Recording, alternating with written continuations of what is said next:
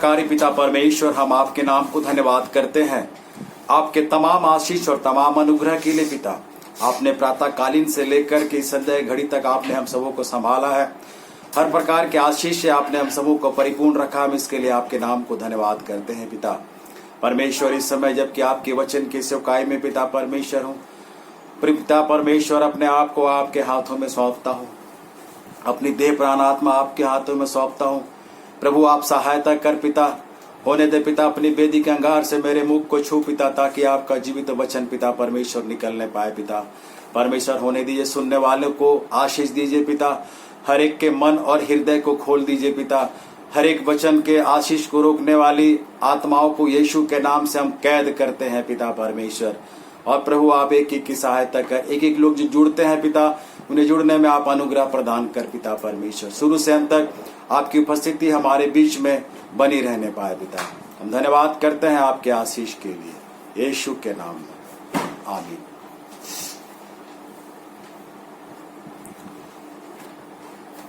जैसा कि आज का सब्जेक्ट जो था अंतिम न्याय, वाकई में ये सब्जेक्ट तो थोड़ा सा लगता है कि थोड़ा सा कान को आदमी जो है खुला करके रख सकते हैं, क्योंकि सब्जेक्ट ही ऐसा है। और इस अंतिम न्याय के में परमेश्वर जो है अपने वचन से जो है कई बातों को जो है वो बतलाएंगे। आइए हम लोग मेरे साथ खोलिए जकरिया नबी की पुस्तक, उसका पहला अध्याय, उसका 4 पद। जकरिया नबी की पुस्तक, उसका पहला अध्याय, उसका 4 पद। उसमें इस प्रकार लिखा हुआ है,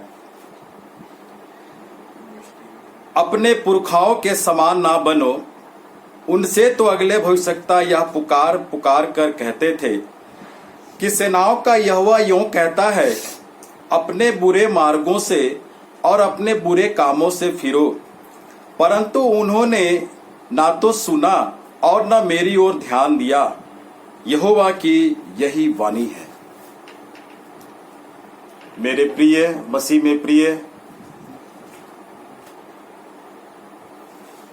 ये भविष्यवक्ता जो है पुकार पुकार करके कहते थे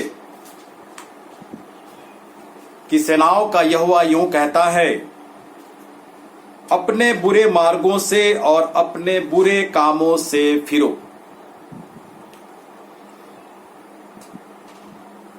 लेकिन वचन बताता है कि उन्होंने ना तो सुना और ना मेरी ओर ध्यान दिया। यहोवा की यह वाणी है। मेरे प्रियो, कई बार इस तरीके का वचन जो है वो आता है, परमेश्वर के जन प्रचार करते हैं और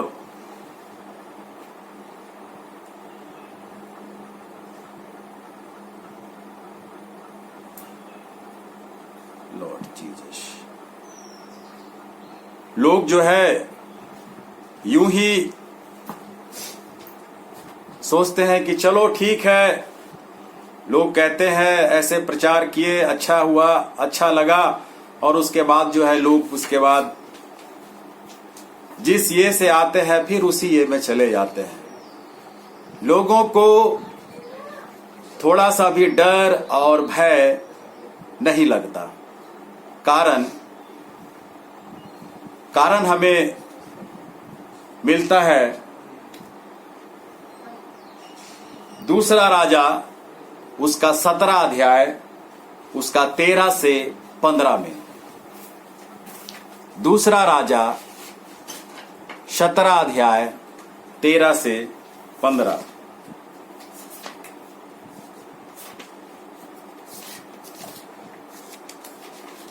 उसमें इस प्रकार लिखा हुआ है, तो भी यहोवा ने सब भविष्यवक्ताओं और दर्शियों के द्वारा इजराइल और यहूदा को यह कहकर चिताया था कि अपनी बुरी चाल छोड़कर उस सारी व्यवस्था के अनुसार जो मैंने तुम्हारे पुरखाओं को दी थी और अपने दास भविष्यवक्ता के हाथ तुम्हारे पास पहुंचाई है, मेरी आज्ञाओं और विधियों को माना करो। परंतु उन्होंने न माना, वरन अपने उन पुरखाओं की नाई जिन्होंने अपने परमेश्वर यहोवा पर विश्वास ना किया था, वे भी हठीले बन गए और वे उसकी विधियों और अपने पुरखाओं के साथ उसकी वाचा जो चितौनियां उसने उन्हें दी थी उनको तुच्छ जानकर निकम्मी बातों के पीछे हो लिए, जिससे वे आप निकम्मे हो गए और अपने चारों ओर की उन जातियों के पीछे भी हो लिए जिनके विषय यहोवा ने उन्हें आज्ञा दी थी कि उनके से काम ना करना। मेरे प्रियो, परमेश्वर ने लोगों को चिताया था कि अपनी बुरी चाल को छोड़ देना। भविष्यवक्ताओं ने चिताया कि जिस प्रकार हमारे पुरखाओं अर्थात इजरायली जाति को जो है मिस्र से जो परमेश्वर यहोवा ने जो निकाला, और वे लोग अगर हम देखें बाइबल में निकालने के बाद सबसे पहला आश्चर्य कर्म जो है वो समुद्र जो है वो दो भागों में बट गया, दो भाग में बट गया और इजरायली जाति जो है उसमें से पार होकर के गई। इससे पहले मिस्र में जो है 10 विपत्ति आई, लेकिन इजरायलियों पर एक भी विपत्ति नहीं आई। उसके बाद लाल समुद्र का पार करना, ये आश्चर्य कर्म उस समय परमेश्वर यहोवा ने इजरायलियों के साथ में किया। उन्हें भूख लगी, यहोवा ने मन्ना खिलाया। उनको मांस खाने की इच्छा हुई, परमेश्वर ने बटेर गिराया। उन्हें प्यास लगी, परमेश्वर ने चट्टान से पानी दिया। इतने सारे आश्चर्य कर्म को देखने के बाद भी वे मूसा पर कुड़कुड़ाते थे, परमेश्वर पर कुड़कुड़ाते थे कि इससे अच्छा तो है हमें मिस्र में ही आप रख देते। मेरे प्रियो, ये कितनी अजीब बात है कि यदि अगर कोई मिरेकल को देखे और उसके बाद भी हम परमेश्वर के प्रति कुड़कुड़ाए, तो मेरे प्रियो परमेश्वर खुश होगा कि क्रोध करेगा। लेकिन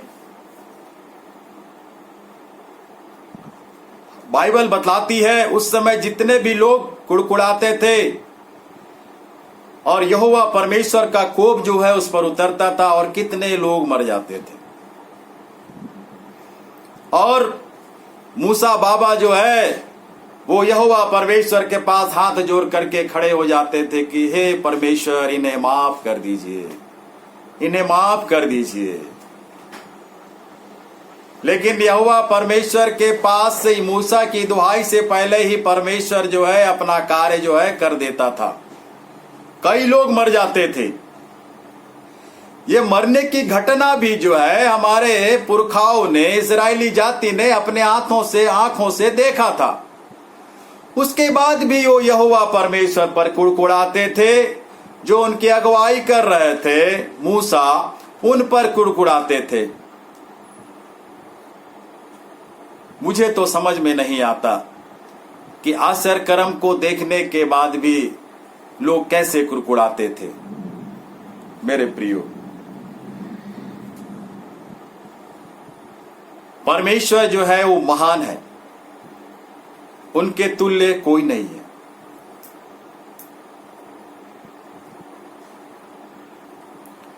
और कुड़कुड़ाना तो अलग है,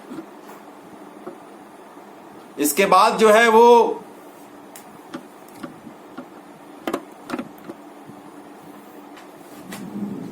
वो जो है उस पर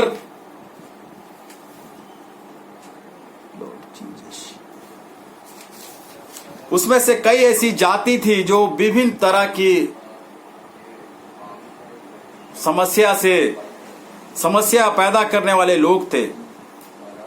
आइए हम लोग एक वचन देखें, भजन संहिता उसका 78 अध्याय उसका 8 पद।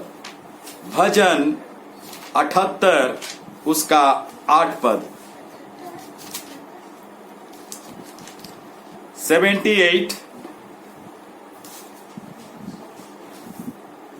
उसका 8 पद, उसमें लिखता है, और अपने पितरों के समान ना हो, क्योंकि उस पीढ़ी के लोग तो हठीले और झगड़ालू थे और उन्होंने अपना मन स्थिर ना किया था और ना उनकी आत्मा ईश्वर की ओर सच्ची रहे। हाँ मेरे प्रियो, उस समय के लोग जो थे वे झगड़ा करते थे, हठीले थे और अपने मन को जो है परमेश्वर जो है आश्चर्य कर्म करता था। वे अपने मन को स्थिर नहीं रखते थे और उनकी आत्मा जो है ईश्वर की ओर सच्ची नहीं रही।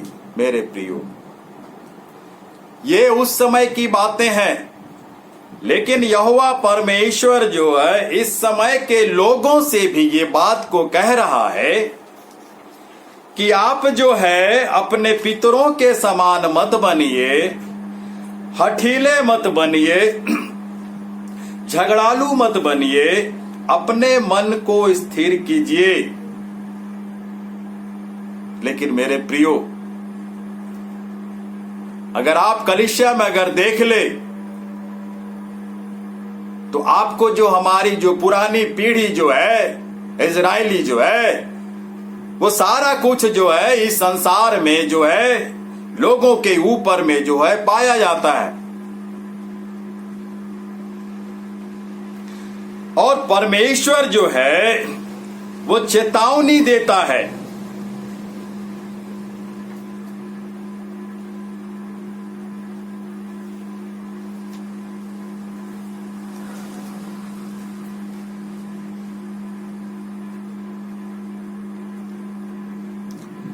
परमेश्वर जो है वो चेतावनी को देता है। लेकिन मेरे प्रियो, आज हम और आप देख रहे हैं दुनिया में किस रीति से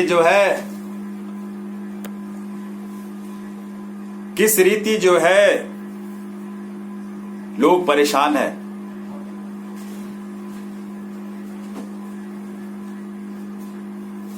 लोग अपने आप को मसीह तो कहते जरूर है,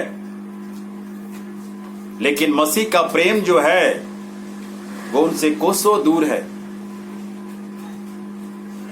मसीह का प्रेम, मसीह की आशीष कोसों दूर है।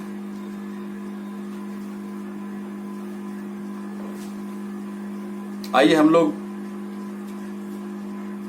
एक वचन हम लोग और देखते हैं।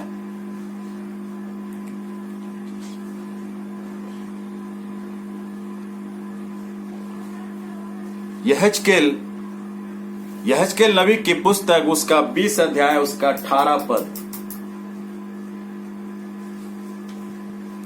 यहेजकेल नबी की पुस्तक उसका 20 अध्याय उसका 18 पद।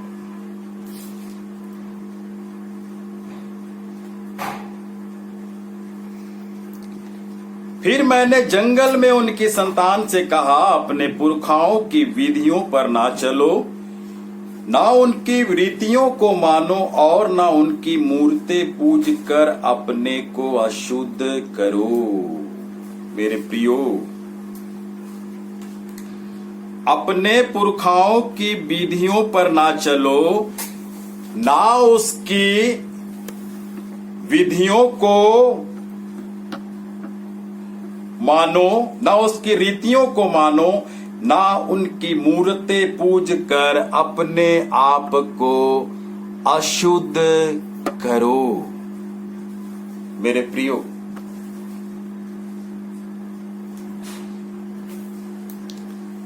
आज मसीह समुदाय में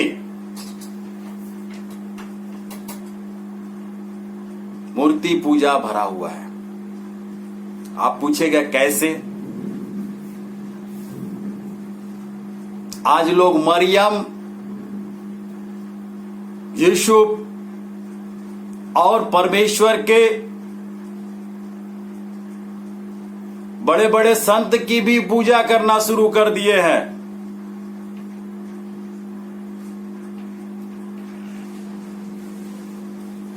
और बाइबल बतलाती है, जो दूसरी आज्ञा है, कि किसी प्रकार की मूर्ति पूजा मत कर।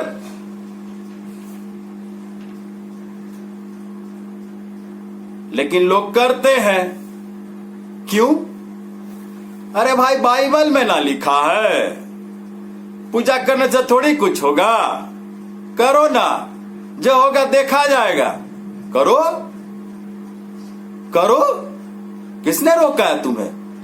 हाँ, लेकिन एक रोकने वाला वो खड़ा हो गया है मेरे प्रियो। और तो और आज जो है लोग जो है पूजा, आप कई मसीहों घर में आप देखिएगा, जैसे आप दरवाजा से खुलता है तो आप एक ठो धन देवता लीजिए। धन देवता एक ठो मेंढक की तरह ऐसे करके मुंह फाड़ा हुआ रहता है, मुंह फाड़ा हुआ रहता है। कुछ लोग उसमें पैसे, मैंने बाजार में भी मिलता है, मैंने कई बार ऐसे पूछा, भाई ये क्या है? नहीं, इसको रखने से ना घर में धन आता। अरे बाबा, इसको रखने से घर में धन आता है? वाह वाह रे, बाइबल में तो कहीं नहीं लिखा है कि भाई धन देवता को रखने से घर में धन आता है। मैंने तो अपनी बाइबल में नहीं देखा है। हो सकता जो रखते हैं उसने देखा होगा, या फिर परमेश्वर ने उनको बताया होगा कि भाई धन देवता रखो, इससे घर में धन आएगा। अरे मेरे लोगों, बाइबल में कहीं भी धन देवता के बारे में नहीं लिखा है। मूर्ति पूजा करने की मनाही है। आपको किस प्रचारक ने कह दिया कि आप घर में धन देवता को लगाए कि आपके घर में धन आएगा? किस प्रचारक ने, किस पादरी ने आपको कह दिया? आप मसीह होने के बाद भी आप मूर्ति पूजा कह रहे हैं। किसने आपको कह दिया? नहीं, मुझे तो किसी ने नहीं कहा। तो फिर क्यों रखा आपने? वो मेरे पड़ोस में जो अन्य जाति के लोग हैं ना, वो लोग रखते, तो हम लोग वो बोले कि भाई ऐसा रखने से ना घर में धन आता, तो हम लोग भी ना रख लिए। धन आया? नहीं, अभी तक तो नहीं आया। अरे भाई, कैसे आएगा? अरे आप मसीह है, आप नए इजराइली है, उनको कहा कि मूर्ति पूजा मत कर, तू धन देवता को घर पे रख के तू पूज रहा है। अब बोलता है कि धन नहीं आया। क्यों नहीं आया भाई? क्यों आएगा? लोग धोखे में है। इस संसार के ईश्वर ने लोगों को धोखा में फंसा करके रख दिया है, धोखे में है। और एक चीज है, आज के दिन में लोग जो है घर बनाते हैं जब है, तो बोलते हैं कि आर्किटेक्ट साहब, ठेकेदार साहब, हाँ हमारा घर जो है ना वो वास्तु शास्त्र की तरह होना चाहिए। अरे बाबा, ये वास्तु शास्त्र क्या है भाई?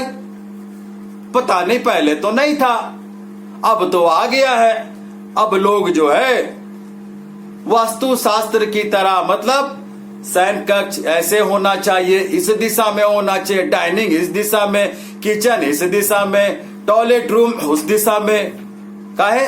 नहीं, वास्तु शास्त्र माने कि अगर वास्तु शास्त्र के अनुसार अगर दोष अगर हो गया ना, तो जो है ना घर में जो है ना श्राप आ जाएगा। अरे बाबा, श्राप आ जाएगा बोलता। चले तो वचन खोलिए तो, भजन संहिता 127 का 1 में देखे तो कौन सा शराब आ रहा है भाई।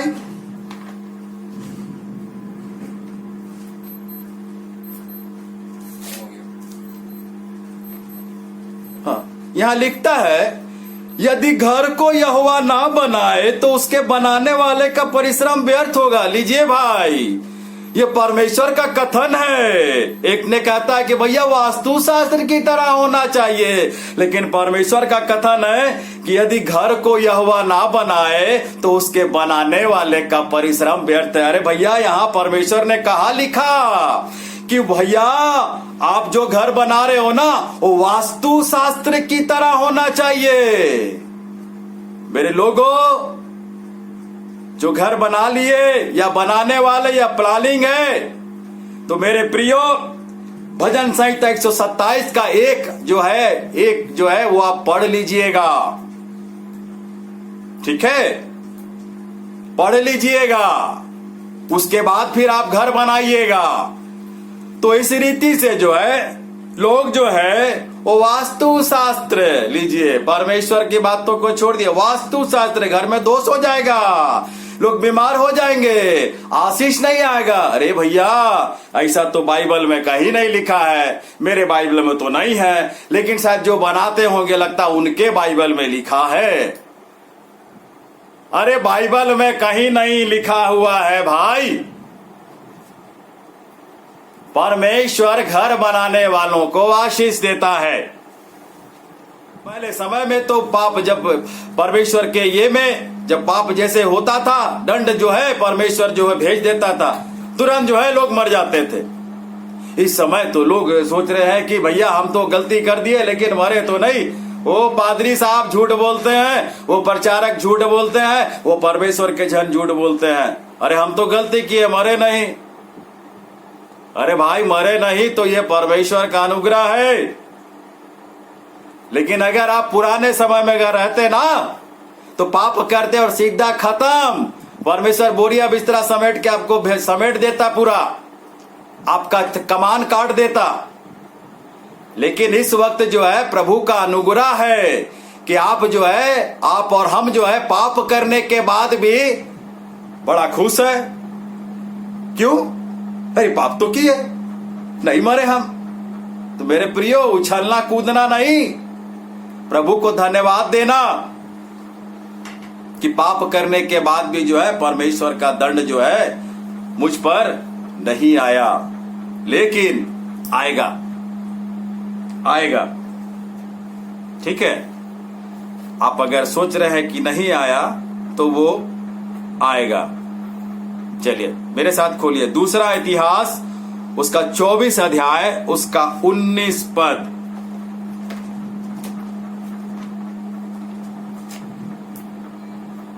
दूसरा इतिहास उसका 24 अध्याय, उसका 19 पद।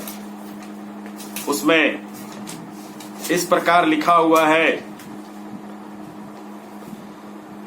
तो भी उसने उनके पास क्या भेजे? नबी भेजे कि उनको यहोवा के पास फेर लाए, और उन्होंने उन्हें चिता दिया, परंतु उन्होंने कान नहीं लगाया। मेरे प्रियो, भविष्यवक्ताओं ने, नबियों ने लोगों को आकर के कहा कि परमेश्वर यहोवा ऐसा कहता है, लेकिन उन्हें छिताया। लेकिन लोगों ने क्या किया? कान नहीं लगा। ओ, परमेश्वर का वचन बोलता है, अरे भाई मत सुनो, कान को ऐसे कर दो। बड़ा आया बताने वाला, अरे तुमसे पहले कितना बताने वाला आया, सब चला गया। आओ आओ आओ, तुम भी बता के जाओ, तुम्हारा भी देख लेते हैं, तुम्हारा भी सुन लेते हैं। अरे भाई बहनों, धोखे में मत रहिए, धोखे में मत रहिए। परमेश्वर जो है ना वो न्याय करने के लिए खड़ा हो गया है, और हम और आप जो है ना अपनी आंखों से आज संसार की दृष्टि को जो है ना हम लोग अपनी आंखों से देख रहे हैं। ठीक है, तो आप जो है भुलावे और छलावे में आप मत रहिए। आज जो है उनको वचन सुनाया जाता है, लेकिन वो बोलते हैं प्रचारक आज पादरी जो है ना आज बहुत लेट कर दिया, हमको बाजार जाना था, चिकन लाना था, संडे का दिन है ना, छुट्टी का दिन है, बढ़िया से खाएंगे, आराम करेंगे, सोएंगे। वाह, ये पादरी साहब जो है ना टाइम ले लिया, ज्यादा ही बोल दिया, ज्यादा ही चाट दिया। अरे मेरे प्रियो, परमेश्वर ने उन्हें भेजा है आपका दिमाग चाटने के लिए वचन से। आप ऐसे कह रहे हो ना, रुकिए रुकिए रुकिए, आपको आराम चाहिए ना, कीजिए ना आराम, लॉकडाउन में कीजिए आराम। कितना आराम कीजिएगा, कर लीजिए आराम। परमेश्वर जो है आज उनके लिए भी एक उपाय करने के लिए बैठा है। आइए हम लोग एक वचन देखते हैं, इर्माया नबी की पुस्तक उसका 17 अध्याय उसका 23 पद। इर्मिया 17 अध्याय उसका 23 पद। उसमें इस प्रकार लिखा है, परंतु उन्होंने ना सुना और ना कान लगाया, परंतु इसके विपरीत क्या किया, हठ किया कि ना सुने और ताड़ना से भी ना माने। मेरे प्रियो, उस समय जो है इजरायली जाति जो है वो हठ करती थी,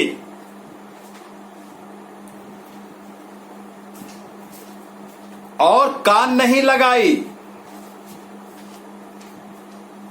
और प्रभु ने ताड़ना किया, लेकिन ताड़ना के बाद भी वो नहीं माने। मेरे प्रियो, जो स्थिति उस समय थी आज के युग में भी वो स्थिति है। प्रभु जो है वो लोगों को ताड़ना देख करके अपने पास बुलाना चाहता है, लेकिन आज जो है लोग जो है अपनी ताड़ना होने के बावजूद भी वो जिद्दी और हठी हो गए हैं।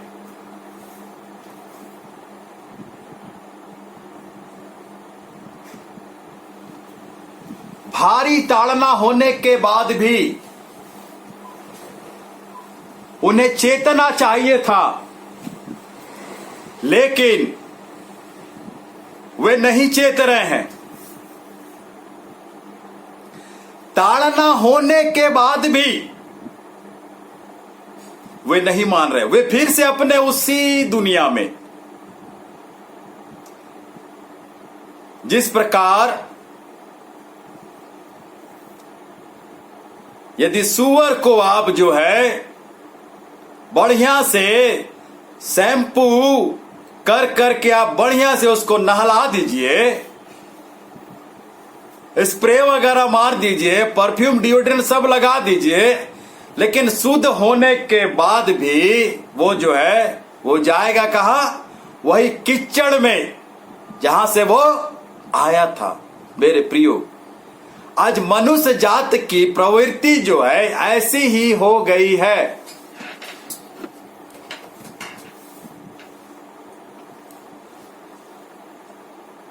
परमेश्वर उनकी ताड़ना करता है, ताड़ना करने के बाद कुछ दिन तो वो प्रभु प्रभु प्रभु प्रभु कहते हैं, लेकिन उसके बाद फिर वहीं चले जाता है। लीजिए, प्रभु बोलेगा, अरे भाई हमने ताड़ना किया, उसके बाद ये जो है फिर वहीं चला गया। लीजिए, अब बताइए। तो आज के दिन में जो है लोगों को परमेश्वर का डर और भय नहीं है।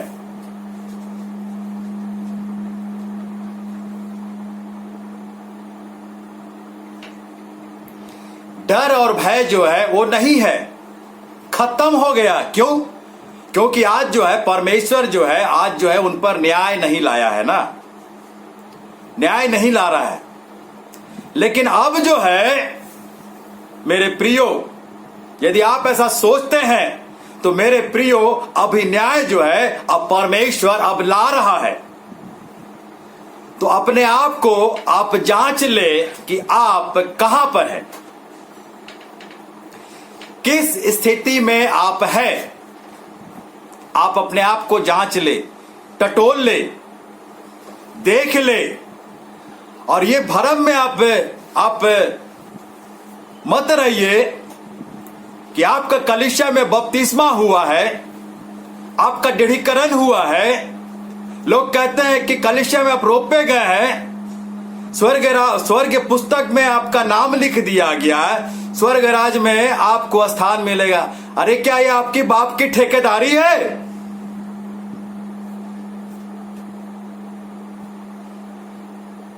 कि बपतिस्मा ले लिया, दृढ़ीकरण हो गया तो आप चले जाइएगा, ऐसे ही चले जाइएगा बिना पापों की क्षमा प्राप्त किए हुए? वो सपना मत देखिए, वो सपना मत देखिए। अगर स्वर्ग राज में जाना है ना तो अपने आप को आपको यीशु के लहू से धोना होगा।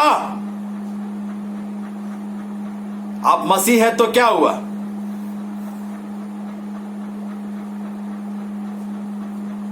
परमेश्वर आपको ले लेगा? परमेश्वर बोलता है अपने आप को साफ करके आओ, शुद्ध करो, पवित्र बनाओ, तब आओ। ओहो, सोच रहा है हम तो मसीह है ना, चले जाएंगे ना। अरे जाइए ना।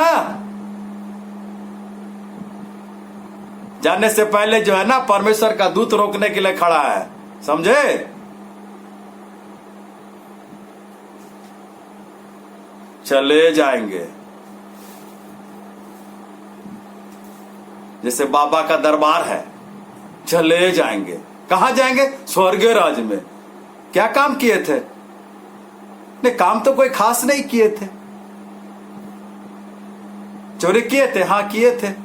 झूठ बोले थे? हाँ किए थे। हत्या किए थे? हाँ किए थे। व्यभिचार किए थे? हाँ किए थे। तो किसने आपको कह दिया भाई कि आप स्वर्ग राज में जाओगे? नहीं, उधर हुआ था ना, प्रचार में बोला गया था कि मसीह है ना तो जाओगे। कौन बोला था भाई? बाइबल में तो कहीं नहीं लिखा है। लीजिए, लोग मसीह समुदाय जो है आज भी धोखे में है। ओहो, धोखे में है।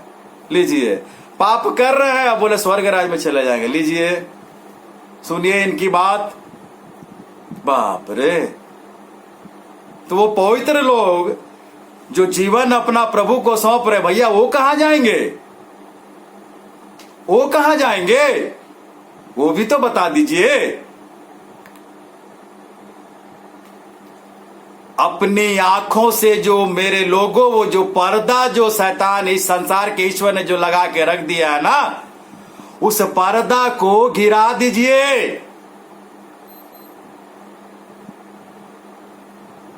दूसरा कुरिन्थी 4:4 में लिखा है कि मसीह का तेजोमय सुसमाचार का प्रकाश जो है पढ़ने नहीं देता, क्योंकि आंख में जो है वो अंधेरा आ गया है। लीजिए, आइए चलिए वचन खोल ही लेते हैं हम लोग। आपको भी लगेगा कि भाई जो है क्या प्रचार कर रहा है, वचन में लिखा है कि नहीं लिखा है, ऐसे ही बोल दे रहा। नहीं मेरे प्रियो, आप परखिए। मैं मनुष्य हूं ना, झूठ बोल सकता हूं, लेकिन पिता जो है वो झूठ नहीं बोलता। वचन जो है झूठ नहीं बोलता। क्या लिखता है दूसरा कुरिन्थी 4:4 में?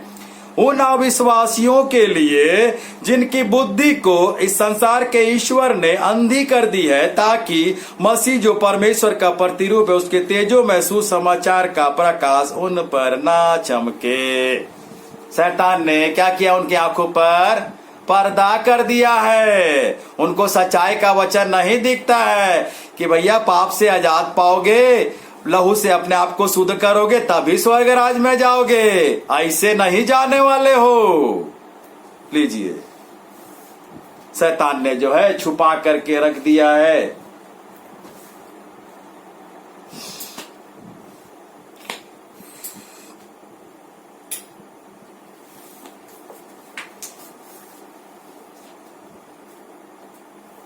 समझे? चलिए और आगे हम लोग चलते हैं।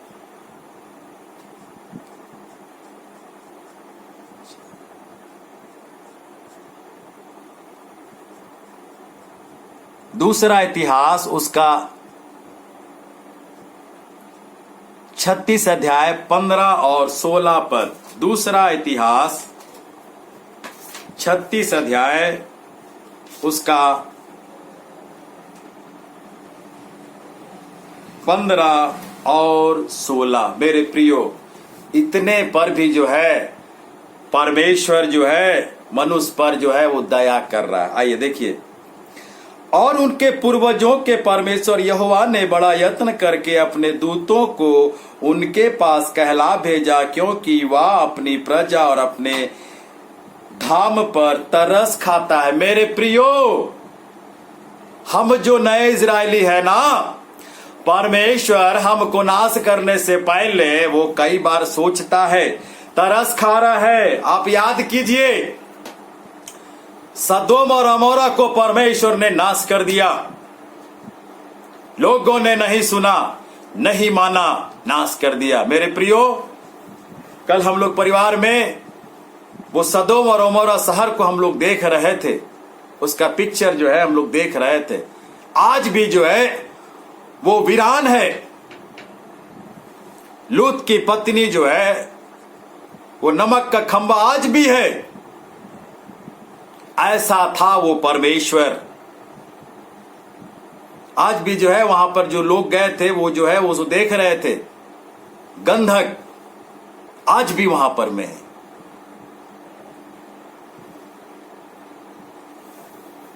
और प्रभु जो है कई बार जो है वो बोलता है कि मैं अपनी प्रजा पर मैं तरस खा रहा हूं।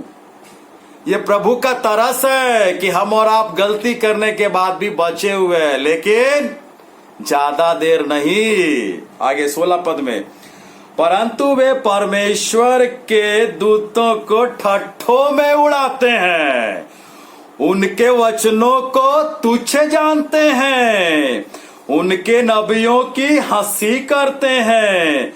निदान यहोवा अपनी प्रजा पर ऐसा झुंझला उठा कि बचने का कोई उपाय ना रहा। अब लीजिए, आज मसीह लोग जो है परमेश्वर के दूतों का क्या करते हैं? ठट्ठा उड़ाते हैं। मैं नहीं बोल रहा, ये बाइबल के लिखे वचन में लोग कह रहा है। और परमेश्वर के वचन को क्या करते हैं? तुच्छ जानते हैं, तुच्छ। लीजिए, और नबियों की हंसी करते हैं। लीजिए, किसी परमेश्वर के जन ने ज्यादा जोर से कह दिया, बाहर निकलेगा, ए सुनिए, आप इतना जोर से मत बोलिए। क्यों? मेरा कान दर्द देता है, आप बहुत कड़ा बोलते हैं। अरे मेरे लोगों, अब वो खत्म हो गया। परमेश्वर प्रेम करता है, परमेश्वर दया करता है, परमेश्वर तरस खाता है, परमेश्वर आशीष देता है। अरे परमेश्वर तो अब झुंझला उठा है। मनुष्य के पापों के कारण वो झुंझला उठा है और न्याय करने के लिए वो जो है वो खड़ा हो गया है। कब तक अपनी आंखों में उंगली डालकर करोगे? जाग जाओ।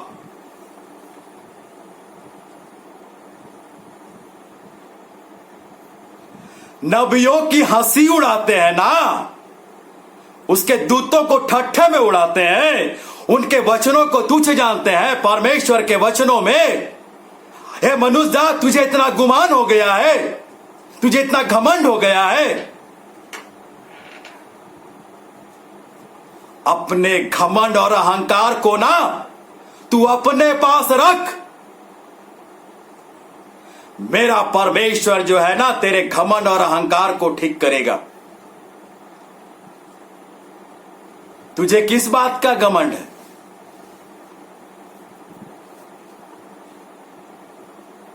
आइए जो ऐसा सोचते हैं ना, उसके लिए परमेश्वर एक वचन देता है।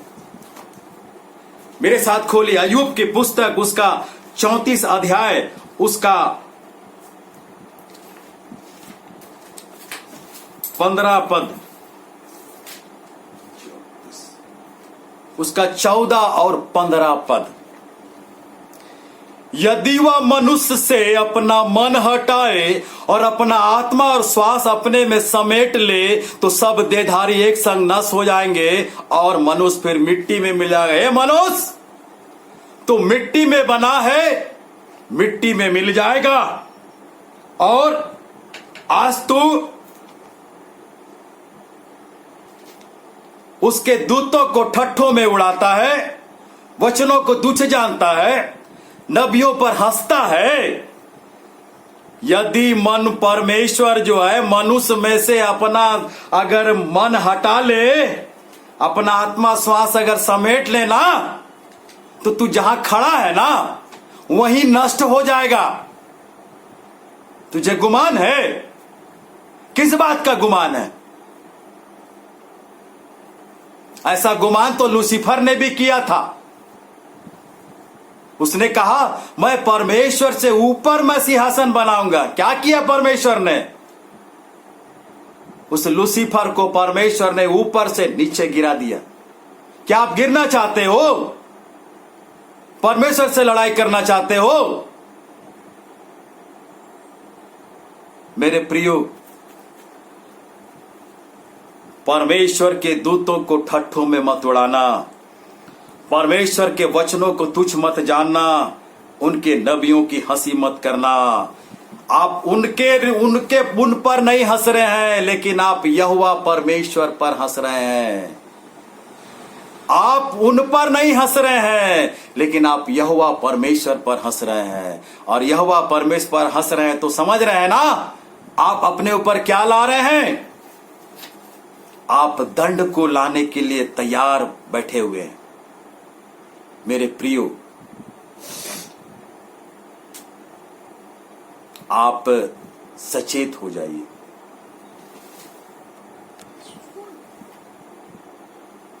सचेत हो जाइए, आप सचेत हो जाइए। आइए हम लोग एक वचन और देखते हैं। हम लोग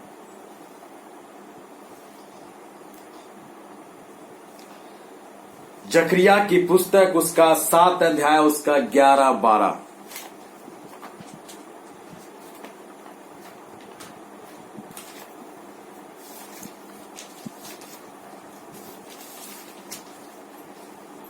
जकरिया 7:11-12।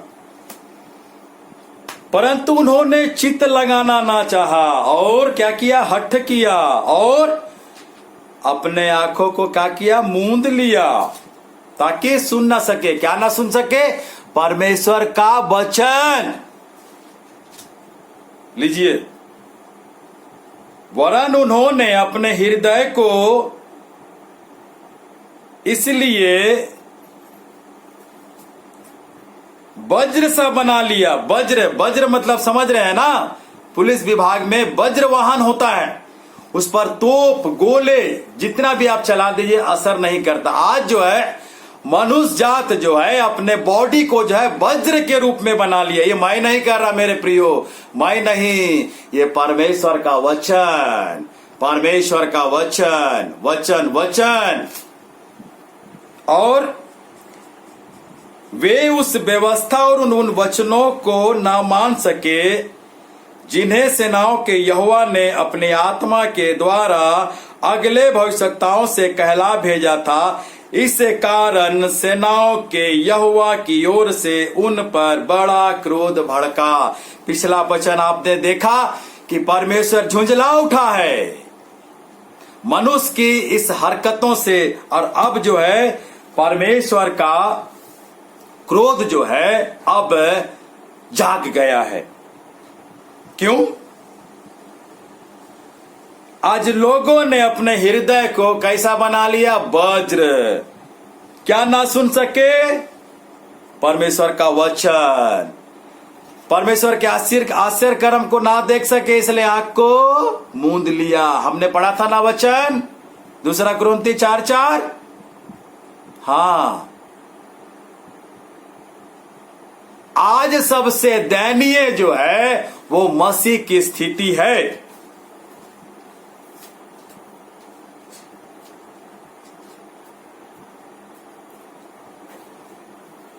मेरे प्रियो,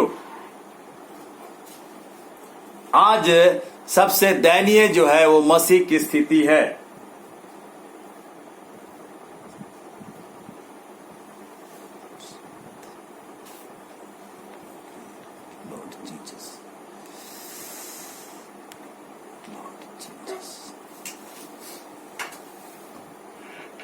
बहुत ही दयनीय हो गई है।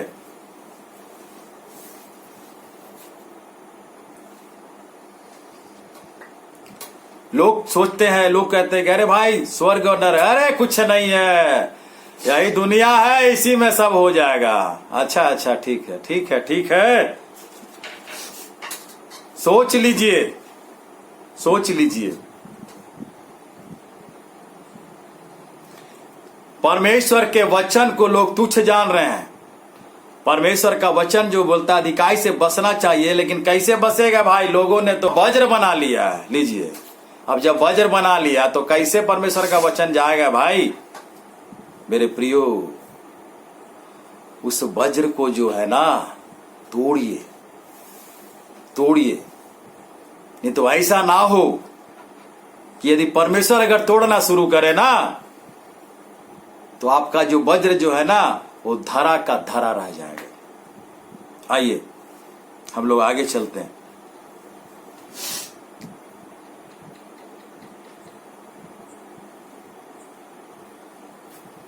इर्मिया 6:19, इर्मिया नबी की पुस्तक, उसका 6वां अध्याय, उसका 19 पद। हे पृथ्वी सुन। पहले वचन में पढ़ा परमेश्वर झुंझला उठा है, उसके बाद हमने पढ़ा परमेश्वर का क्रोध जाग गया। अब परमेश्वर कहता है, हे पृथ्वी सुन, देख मैं इस जाति पर वह विपत्ति ले आऊंगा जो उनकी कल्पनाओं का क्या है? फल है। फल, क्योंकि इन्होंने मेरे वचनों पर ध्यान नहीं लगाया और मेरी शिक्षा को इन्होंने क्या किया? निकम्मी जाना। हे पृथ्वी सुन, आज कौन सी मरी आई है? कौन सी मरी है? क्या केवल इंडिया में है? क्या केवल पाकिस्तान में है? क्या केवल नेपाल में है? भूटान में है? बर्मा में है? कहां है? पूरे वर्ल्ड में ये विपत्ति है, ये मरी है। मेरे प्रियो, मैंने अखबार में देखा था ब्राजील में जो है पूरे जो है कब्रिस्तान पूरा दिखलाया गया था, पूरा का पूरा कब्रिस्तान, और खाली क्रॉस और कब्र जो है वहां बन रहा था। इसके बाद जब मैं वीडियो अपलोड करूंगा तो वो पिक्चर जो है मैं उसमें डालूंगा। यदि कब्र में अगर क्रॉस है तो वो कौन लोग हैं? मेरे प्रियो, आपको मालूम है कि वो कौन लोग हैं। और परमेश्वर ने जो है ये विपत्ति को लेकर के आ गया है, ठीक है। और वो आप जब ये वीडियो जब बनेगा उसमें आप देखिएगा, वो ब्राजील की घटना है। तो पूरा कब्र जो है मैं दिखाऊंगा आप सबों को, आप लोग उसको देखिएगा। ये विपत्ति जो है वो आ गई है।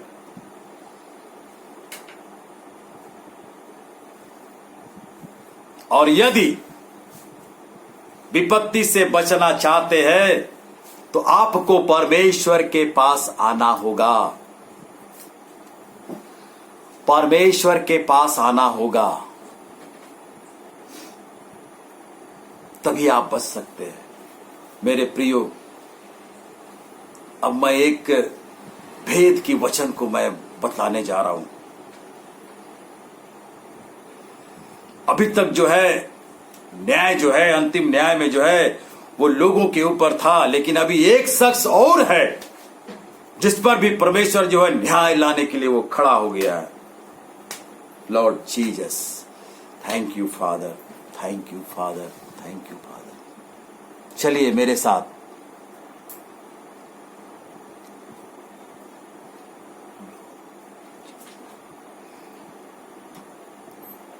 इर्माया 23 अध्याय उसका 22 पद।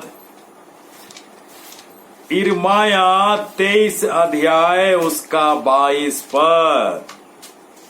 मेरे प्रियो ध्यान से सुनिएगा, 23 अध्याय उसका 22 पद।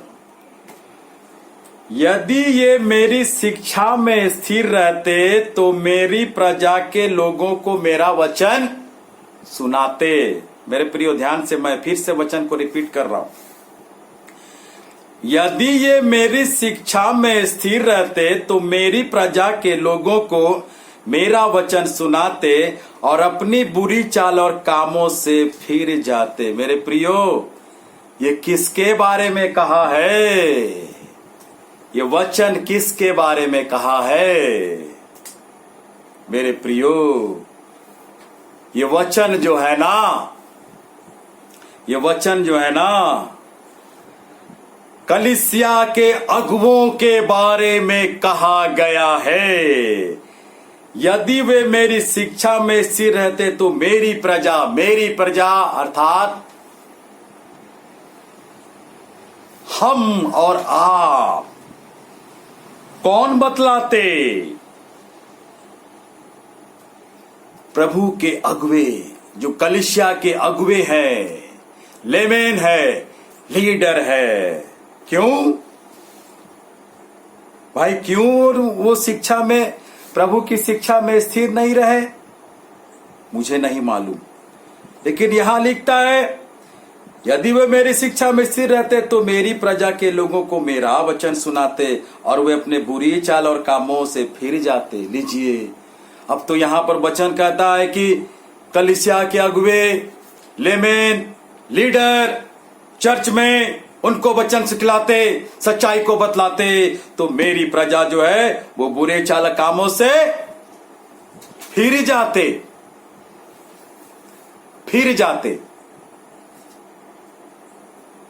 लीजिए, चलिए इसका भेद को हम लोग और थोड़ा सा, इसको और थोड़ा उत्तेजना हम लोग बढ़ाते हैं। ठीक है, चलिए हम लोग खोलते हैं यहजकेल 34 अध्याय उसका 4 पद। यहजकेल 34 उसका 4 पद। हो Lord Jesus, Lord Jesus, Lord Jesus, Lord Jesus, Lord Jesus. 4 पद, 4 पद, 4 पद, 4 4 4 4 4। Lord Lord Lord Lord Lord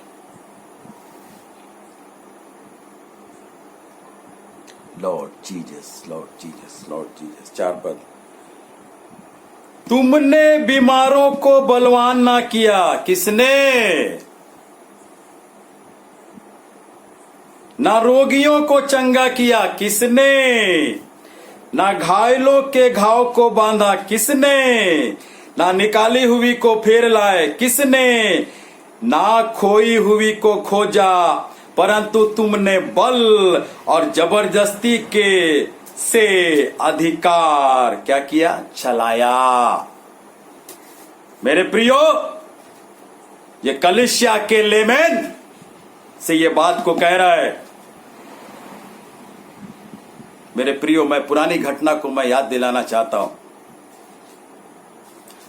pope के समय में जब उन्होंने गलत दुष्प्रचार को जब किया तो परमेश्वर ने एक जन को खड़ा किया था। वो जन था डॉक्टर मार्टिन लूथर, और उसने उस आज्ञा के विरुद्ध उसने प्रोटेस्ट किया और उस जर्मनी के बड़े गिरजेघर विटेनबर्ग में जो है उन्होंने 95 सूत्री को डाला था और उन्होंने कहा कि पैसे लेकर के पाप क्षमा का अधिकार नहीं है।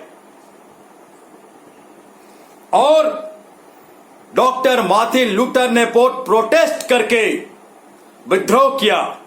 एक लॉयर की तरह उसने पोप में जीरा किया और उसके बाद प्रोटेस्टेंट ग्रुप अलग हुए। लेकिन आज क्या है? क्या आज फिर एक मार्टिन लूथर बनने की आवश्यकता है?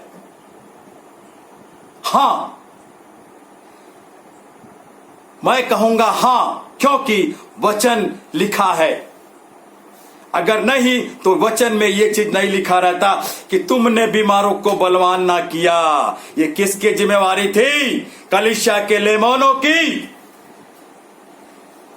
अगुवे की।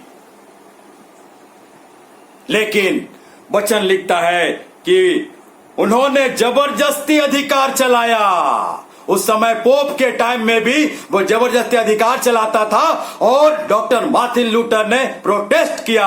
आज भी मार्टिन लूथर की तरह एक प्रोटेस्ट करने वाला लोग जो है वो लोग चाह रहे हैं। मेरे प्रियो, आप मत सोचिए कि परमेश्वर न्याय नहीं करेगा। परमेश्वर न्याय करेगा। आइए यहां देखते हैं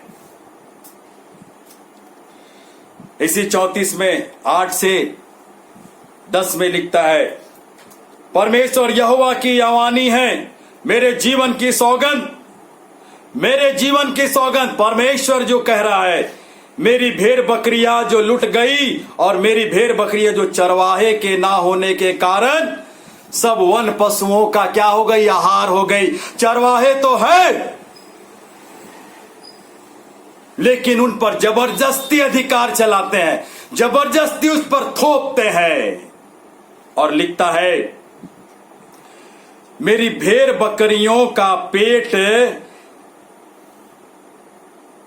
और इसलिए कि मेरे चरवाहे ने मेरी भेड़ बकरियों की सुधि नहीं ली, मेरे भेड़ बकरियों का पेट तो नहीं लेकिन अपना पेट भरते हैं। वो चरवाहे भेड़ बकरी का पेट नहीं लेकिन अपना पेट भरते हैं। यहोवा छोड़ेगा नहीं। परमेश्वर ने कलीसिया को चलाने के लिए रखा है, कलीसिया की चरवाही करने के लिए रखा है। लेकिन वचन बोलता है कि वो अपना पेट भरते हैं,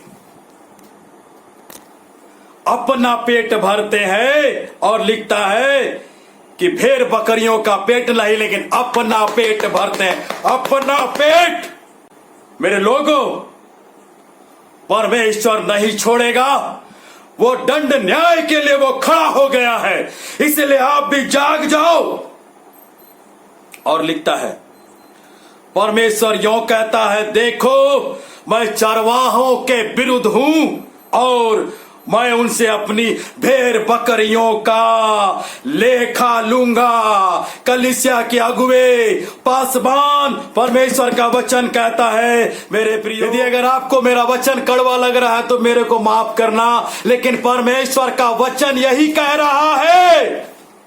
परमेश्वर का वचन कह रहा है, जिसको अगर मेरा शब्द अगर बुरा लगे तो मेरे प्रियो माफ करना, लेकिन यह परमेश्वर का वचन है, यह परमेश्वर का जीवित कलाम है और उसमें यह कहा है। मेरे प्रियो, ये छोटी बात नहीं। मैं आकर के उससे अपने भेड़ बकरियों का लेखा लूंगा और उनको, फिर लिखता है, उनको चराने ना दूंगा। और लिखता है, वे फिर अपना पेट भरने ना पाएंगे। मैं अपनी भेड़ बकरियां उनके मुंह से मैं छुड़ाऊंगा कि आगे को वे उनका आहार ना हो। मेरे प्रियो, आज जो कलीसिया की जो स्थिति है, वो वचन कहता है कि कलीसिया के अगुवे, लेमन, लीडर ने जो है अपना कार्य को नहीं किया। यदि अगर सच्चाई के वचन को अगर वो कलीसिया में सुनाते तो आज जो है लोगों का जीवन बदला रहता। मेरे प्रियो, ये मैं नहीं कह रहा, लेकिन ये परमेश्वर का कलाम कह रहा है, ये परमेश्वर का जीवित वचन कह रहा है। तो परमेश्वर की जो भेड़ बकरियां जो है ना, वो भटकते नहीं। ये है परमेश्वर का वचन।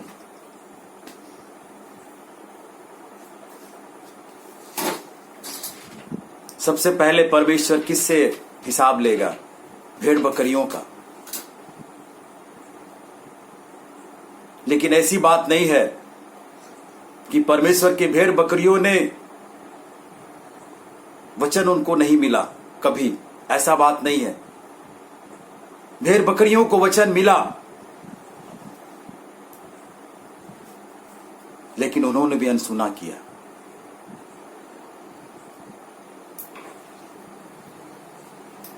और परमेश्वर का क्रोध जो है वो भड़क गया।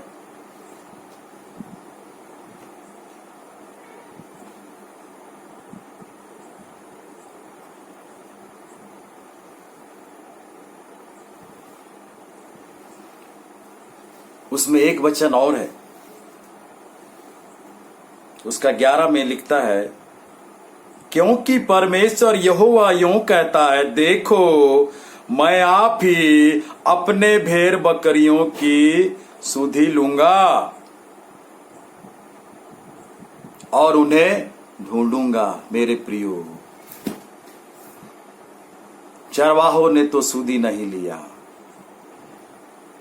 लेकिन प्रभु बोलता है मैं अब उन्हें मैं खोजूंगा, मैं उनकी सुधि लूंगा। मेरे प्रियो, प्रकाशित वाक्य 3:20 में परमेश्वर का वचन कहता है कि देख मैं द्वार पर खड़ा व खटखटाता हूं, कोई मेरा शब्द सुनकर के द्वार खोलेगा तो मैं उसके पास भीतर आकर के उसके साथ भोजन करूंगा और वह मेरे साथ। मेरे प्रियो, आज परमेश्वर खोज रहा है, आज वो चाह रहा है। मेरे प्रियो, ये लॉकडाउन को आप यूं ही बर्बाद मत कीजिए। ये परमेश्वर ने आपके लिए समय दिया है कि आप इस समय की कीमत को जाने। आप सोते हुए अपने समय को ना बिताएं,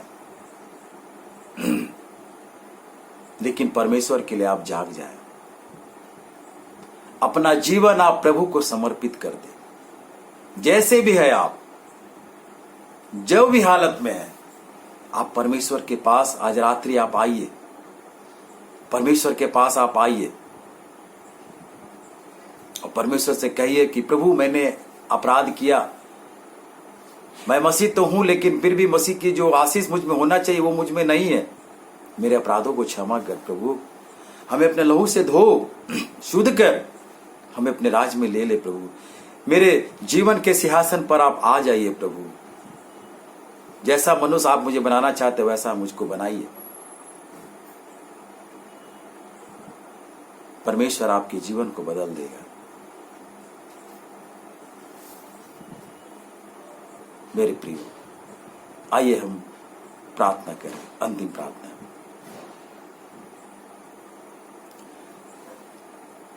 जीवित अनुग्रहकारी पिता परमेश्वर, हम आपके नाम को धन्यवाद देते हैं। आज जबकि पिता परमेश्वर आपने अपने लोगों को पिता अंतिम न्याय के बारे में पिता परमेश्वर आपने अपने वचन से बतलाया। पिता परमेश्वर आपने अगुवाई किया। पिता परमेश्वर मुझे, मैं धन्यवाद करता हूं। आपने सुनने वाले को कान और हृदय को खोला है। पिता परमेश्वर, आपके वचन को अधिकाई से लोगों ने ग्रहण किया। हर एक के हृदय में आज की रात्रि प्रभु जी आप कार्य कीजिएगा पिता परमेश्वर, और एक एक का जीवन प्रभु जी आप में बदलने पाए। हम धन्यवाद करते हैं आपके आशीष के लिए। जितने प्रिय लोगों ने इस वचन को सुने हैं और जितने इस वीडियो को देख रहे हैं अंतिम तक, प्रभु ने आशीष दीजिए पिता। उन्हें सर के बाल से लेकर के पैर के नाखून तक उन्हें आशीष दीजिए लॉर्ड जीसस। अपने लहू में छिपाए रखिए यीशु के नाम, आमीन। मैं आप सबों को धन्यवाद, आभार प्रकट करता हूं।